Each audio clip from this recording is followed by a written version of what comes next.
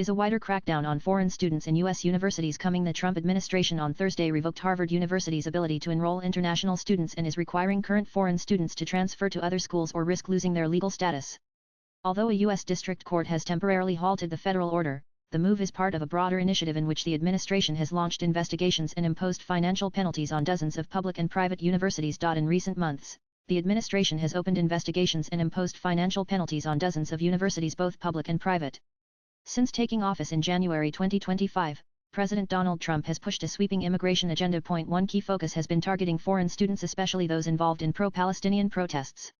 According to Business Insider, the administration, with backing from Education Secretary Linda McMahon, is working to dewoke academia by eliminating what it calls radical and anti-American ideologies. The crackdown goes beyond just protests.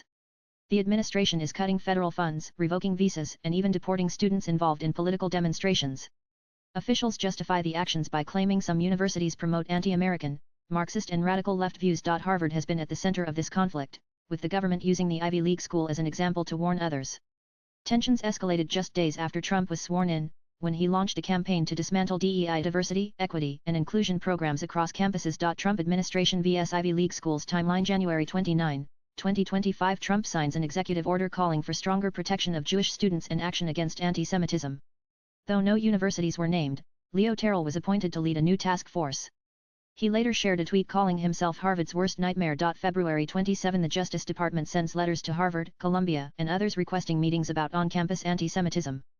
The task force announces visits to 10 universities. March 10, the administration launches formal investigations into over 60 universities, including Harvard and Columbia, for alleged violations of the Civil Rights Act. March 27, the federal government begins reviewing all contracts and grants to Harvard, raising fears over billions of dollars in funding. April 14, the task force freezes $2.2 billion in grants and $60 million in contracts to Harvard.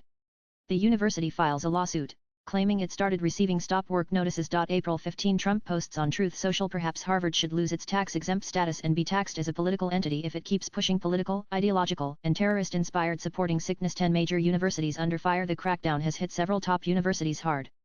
The 10 institutions under direct scrutiny include Harvard University, Columbia University, New York University, NYU, George Washington University, Johns Hopkins University, Northwestern University, University of California, Berkeley University of California, Los Angeles University of Minnesota, University of Southern California. Massive funding cuts. Harvard has faced the steepest cuts, $2.2 billion in grants and contracts. Columbia saw $400 million frozen, while Brown University could lose $510 million.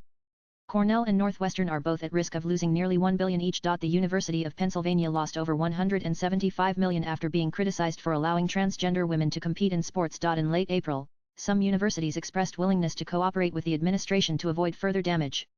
Others insisted they had already taken strong action against anti-Semitism. Swipe left for next video. The series of funding freezes, visa revocations, and enrollment bans imposed on Ivy League schools since January paints a clear picture. The Trump administration's crackdown on higher education is not a on-off. Instead, it signals the start of a broader campaign targeting what it sees as ideological non-compliance and civil rights failures in academia. With more than a dozen top universities already under federal scrutiny, it's becoming increasingly likely that similar actions ranging from financial penalties to international student bans could soon extend to other institutions across the United States. Latest blogs.